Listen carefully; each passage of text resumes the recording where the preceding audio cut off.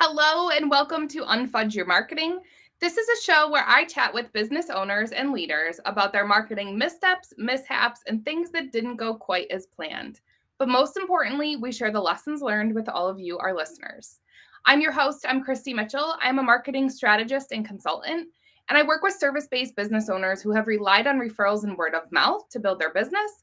And they know in order to grow for the future and have a greater impact, they need to finally think more strategically about their marketing. Today, I am so excited to welcome Bradley Mendel to the show. Brad joined Mendel Money Management in 2013 and is a wealth advisor. He graduated from Boston University in 2004 with a BA in computer science. He began his career as a small business consultant with a focus on their information technology infrastructure. In 2006, Brad accepted a position as an actuary at Shore Tompkins Actuarial Resources. He consulted with small business owners on their design and administration of their defined benefit and defined contribution plans. In 2012, Brad passed his final exam to become enrolled actuary. Since joining Mendel Money Management, Brad earned his MBA in finance from the Kellogg School of Management at Northwestern University. While at Kellogg, he participated in the Kellogg Asset Management Practicum, where students manage a portion of the endowment fund portfolio. He is also a certified financial planner.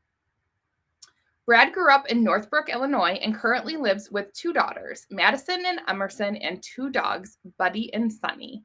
He has a love for cooking and recently found a passion for baking with his daughter, learning how to make delicious cookies and cupcakes. He played college golf for Boston University and continues to enjoy the game with clients and friends during the summer. Brad is an avid sports fan, especially of all Chicago teams. He is passionate about personal and professional improvement for both himself, his team, and his clients. With that, I will welcome Bradley to the show. Thanks so much for being here today. For having me. I always like to give our listeners information about how we met. And so Jennifer Goldman gets a shout out today for introducing us. I absolutely love Jennifer. I met her through Nexco International. It's been great getting to know her, and I know she has an awesome network. So I appreciate that she connected us to have this conversation. Yep, and she's done a fantastic job in terms of helping my team grow and helping our business kind of go from, 2 or 3 people to 7 or 8 people now, and just building the infrastructure to allow that to happen in a more streamlined, easier fashion. Awesome. Jennifer is so good at the work that she does, and we have found lots of synergy between the way that we approach our work with our clients. So it's been awesome getting to know her and sharing our networks with each other. So today we are going to be chatting about maybe a couple different experiences that you've had. It sounds like you've worked with different marketing providers over the years. And in particular, I know that you had mentioned kind of a challenge regarding streamlining and focusing your marketing efforts and really working with a provider who truly understands your business. And so I would like to kind of kick it over to you and ask where you want to start that conversation, whether it was, before you hired the first marketing partner you were going to use, or where do you want to get started? Well, I'll kind of give you a little bit of the journey we've come on. So when I first joined in 2013, we didn't even have a website. So first thing was logo, like updating our logo, because the logo is from 1989. The colors, it was very old, maroon. And we kept the colors because I didn't want to disrupt it too much. And just gave it a little modern touch. I found a website builder. He built me a website. And it was just very basic, simple. Our business is a referral-based business for the most part. And so we did that. And after 5 or 6 years, it was just there more to show we're a legitimate business and we're modern.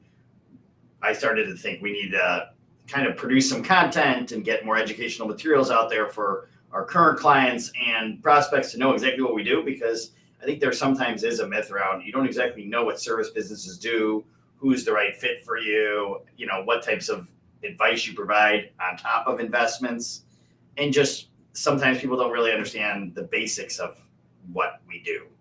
And so I started to try to find a marketing provider who could update our website, create a new color that was new colors, new logo, just make it feel more modern and applicable to the next generation of clients who are going to be coming in the door. So we redid our website.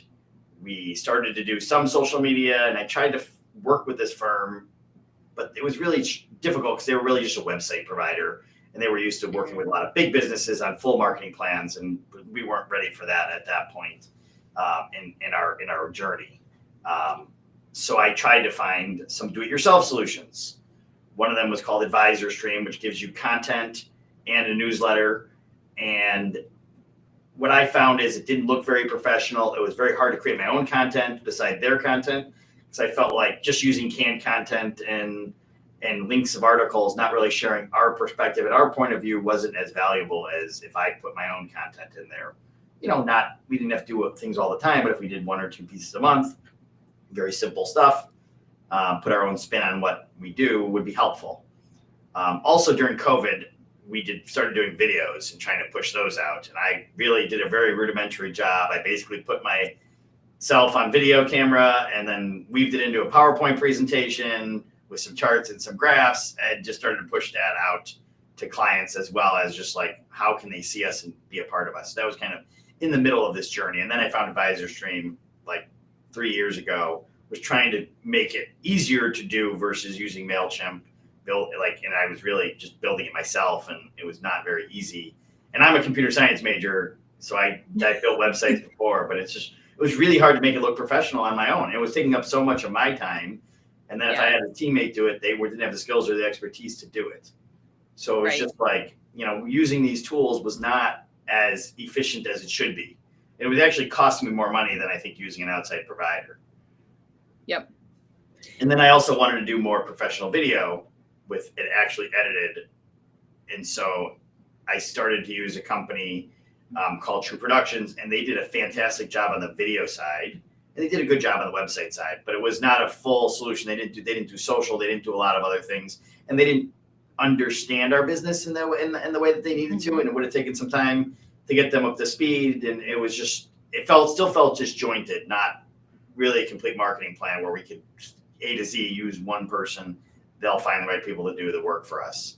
And then we started working with Jen, and then she introduced us to somebody who only works with financial advisors.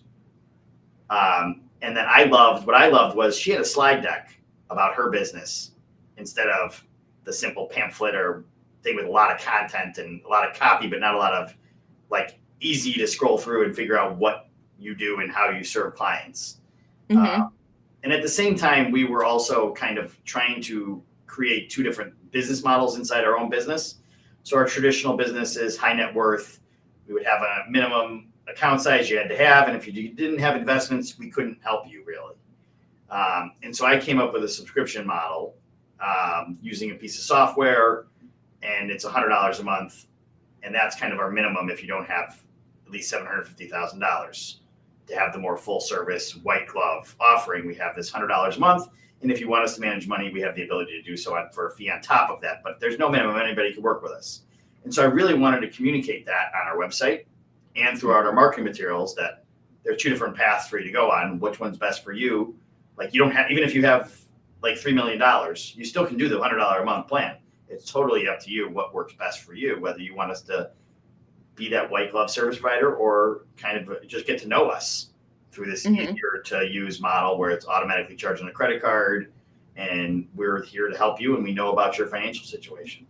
And so it's just communicating that message, showing it and picturing it, and then also having content that talks to both audiences, I think was also a challenge that we're still working through right now. But it's helpful to have somebody who knows what to do and how to do it, and help us with video editing, making it look more professional, having our website speak and have a consistency throughout all of our monthly communications. Yeah.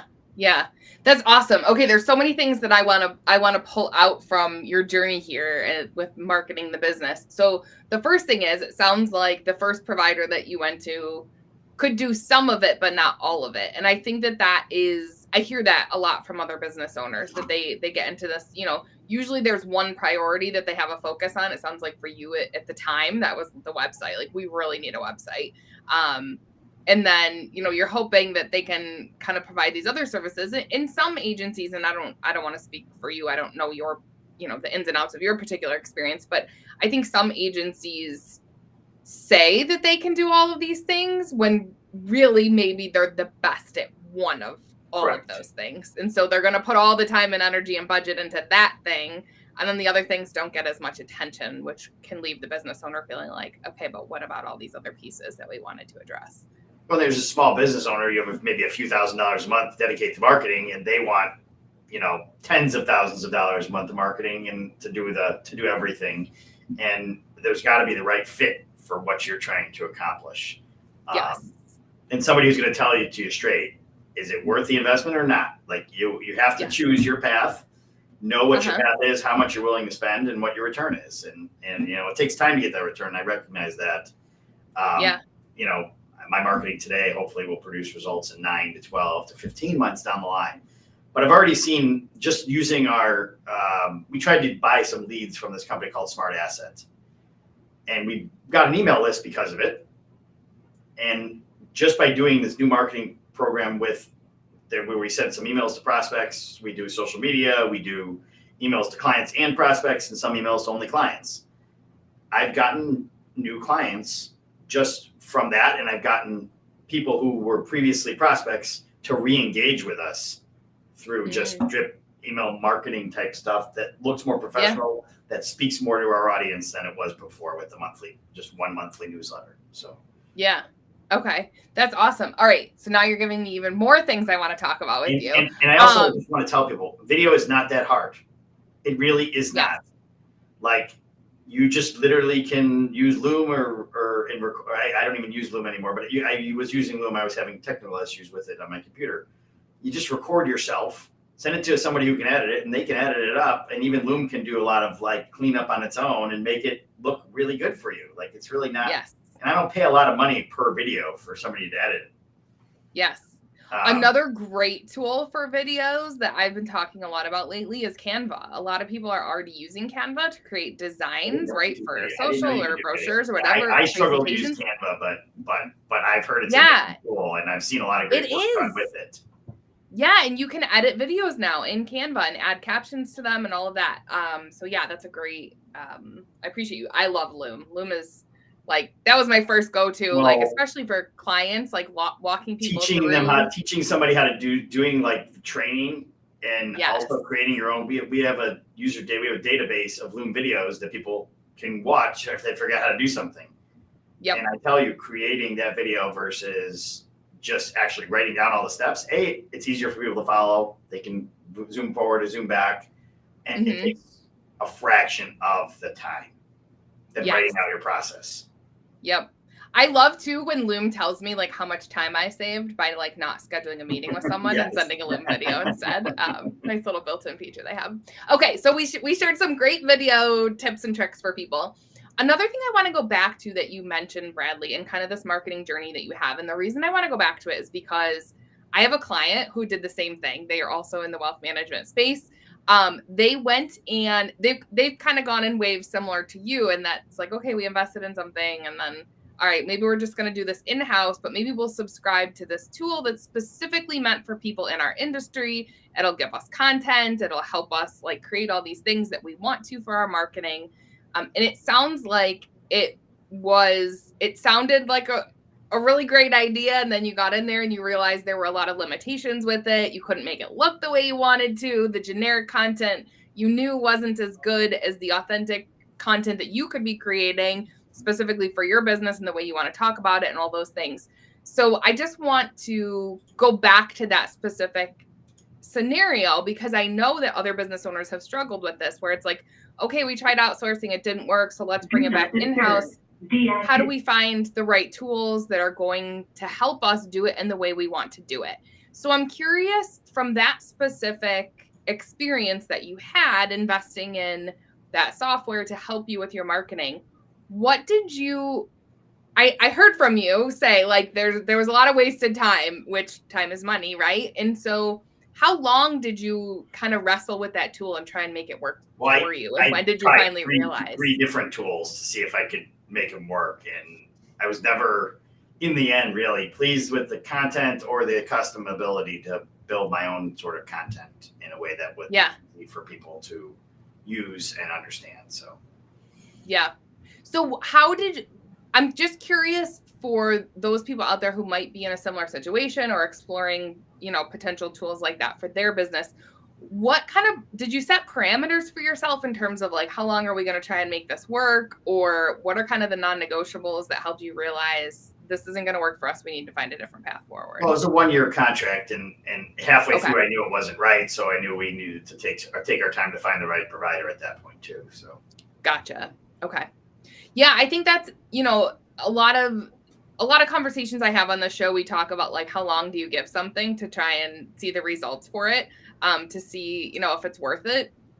I think it depends on what you're doing. If you're doing, like, we're just starting to do LinkedIn ads, like I have to give that a lot of time because you can't just see the results. Like somebody you advertise to on LinkedIn today, they might subscribe to your newsletter and they might follow you on LinkedIn and they might have interest 6, 9, 12 months later because you're doing this kind of soft sell to a new audience where it takes time for them to get to know you and trust you.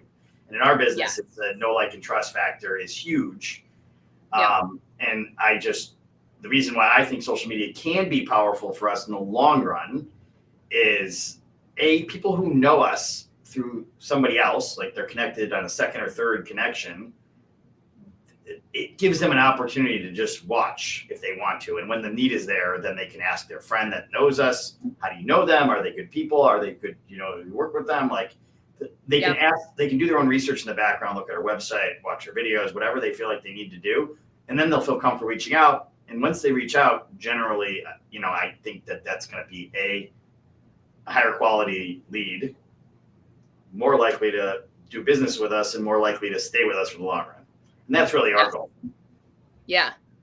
I love everything that you're saying here because, and you said earlier, like, that these things take time. And that is something I always try and make sure my clients are on the same, have aligned expectations of like, what is this going to produce for us and what can we expect? Because if a business owner comes to me and they're like, okay, I want to run Facebook ads because I need leads and I want to close business next week. It's like, okay, let's take a step back. Let's talk about the overall strategic plan and like what's realistic and what are kind of those maybe foundational marketing things that need to get figured out first. To your point, getting a good website up and running, making sure your brand is, up to date and portraying you in the way that you want it to. Like those are the kinds of things that I refer to as like the foundational marketing has to be in place before you go amplify that with something like paid advertising.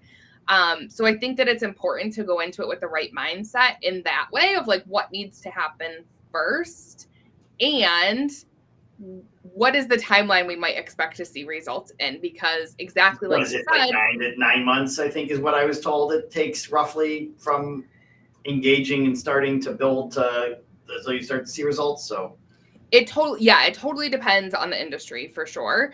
But certainly in the space that you're in, the space that a lot of my clients are in, that is more realistic. And it takes that consistency, right? It's not just, okay, we got a plan and we're doing some things here and there. It's like, no, we have a plan. We're executing it consistently. We're staying on top of things like social media and email marketing for those reasons that you said. Those are meant to not only get, especially social media, you get out in front of people, but that nurture piece is so incredibly important. And when I talk to any business owners about marketing, I do it in the realm of the marketing funnel, right? We think of the top as attract, helping people learn about you. The next is convert, getting their name and email address so you can stay in touch with them. And then nurture is that longest section of the funnel for service-based business owners, especially. And just like you said, you took the words right out of my mouth. I always say it's about building the know, like, and trust factor.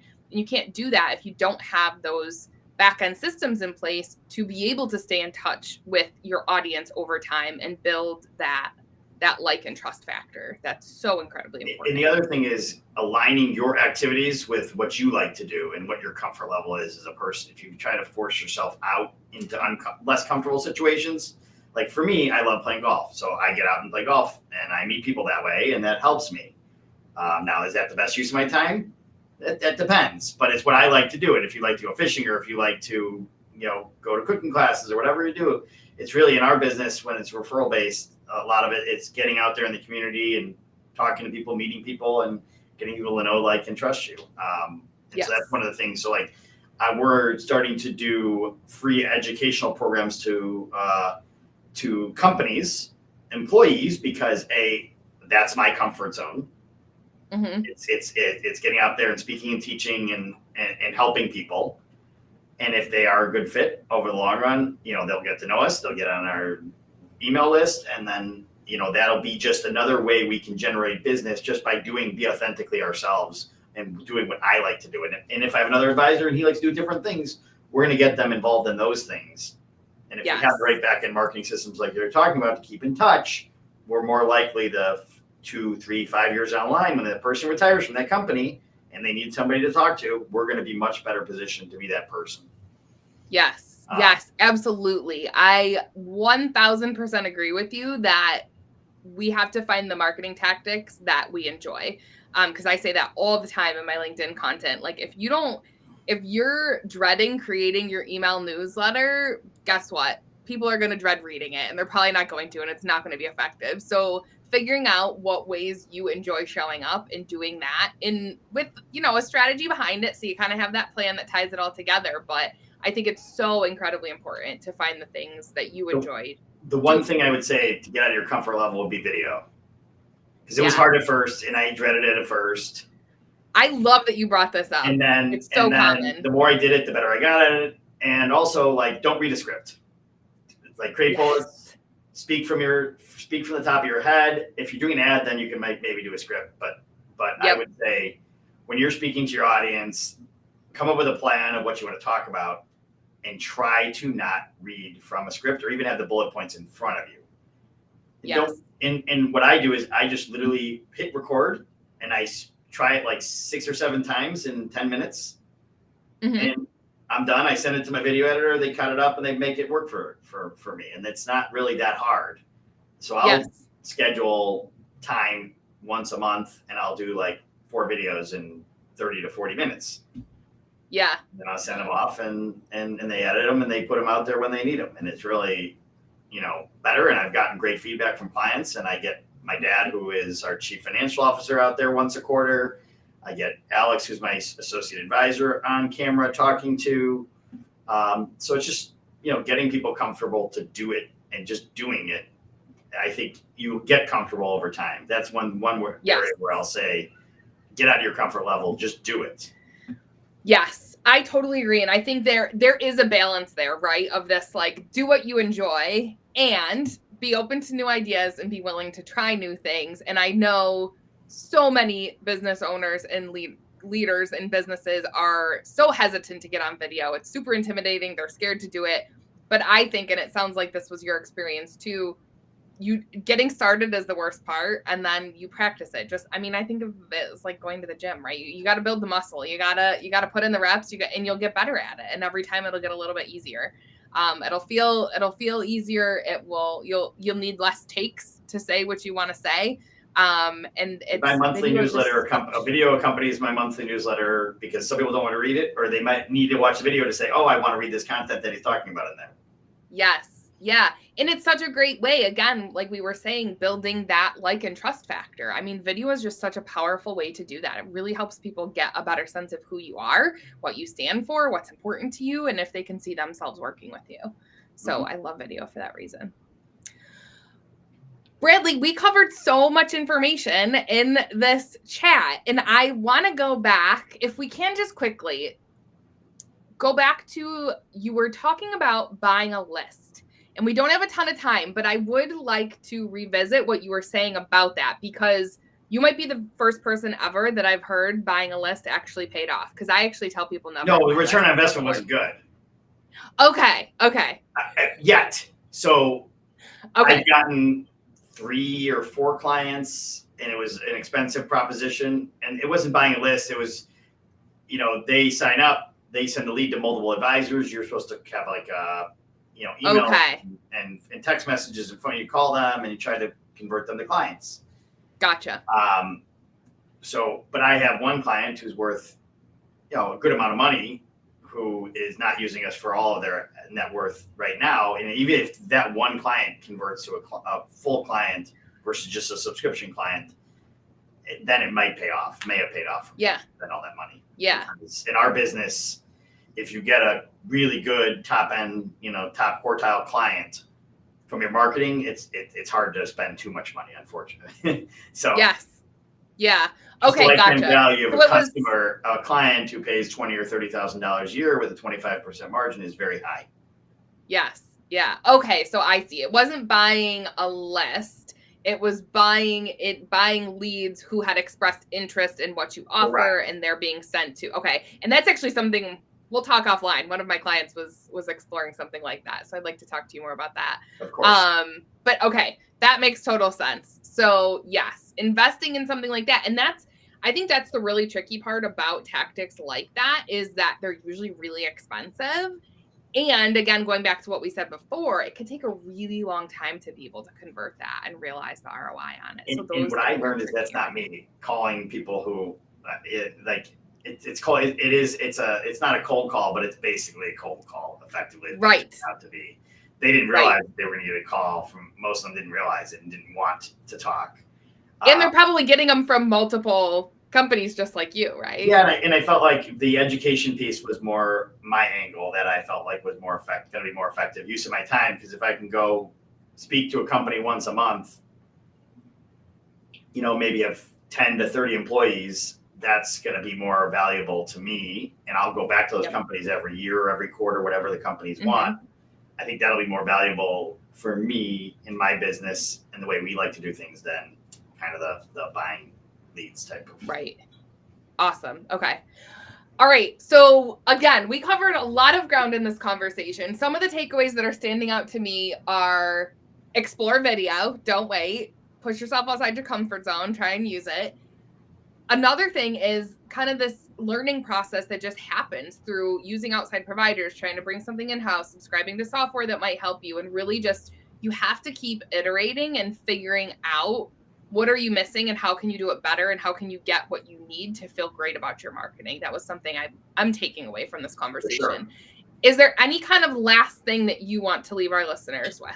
I just leave you with my challenges right now. We offer a free financial assessment, which is basically a link where you enter in your basic financial information, and then we would send you a video or schedule a 15-minute call to review with you.